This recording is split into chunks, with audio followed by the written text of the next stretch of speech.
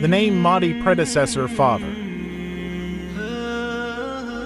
Regarding the name of the Mahdi's father, Muhammad, peace be upon him, mentioned that Ibn Masud says, Messenger of Allah, peace be upon him, said, Mahdi's name is my name, and his father's name is like my father's name. And Ibn Masud reported that the Prophet, peace be upon him, said, even if only one day were to remain in the life of the world, Allah will lengthen that day to bring out from concealment a man from my family, and his name matches my name, and the name of his father matches the name of my father.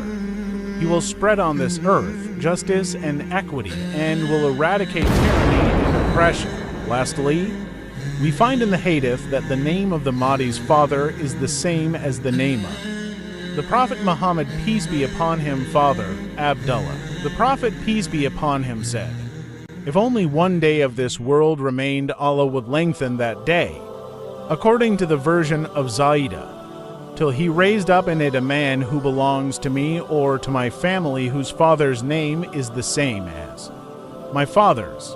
Based on this information, the name of the Mahdi's father should be like agree with match be the same as the name of Abdullah, which means the servant of Allah in Arabic.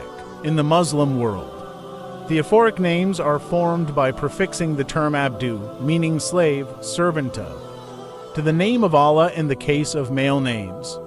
This distinction is established out of respect for the sanctity of Allah's divine names. In Surah Al-Araf 7, the Heights, verse 180, Allah says, to Allah belong the best names, so invoke Him by them. Therefore, any name of Allah we call out to is still invoking Allah.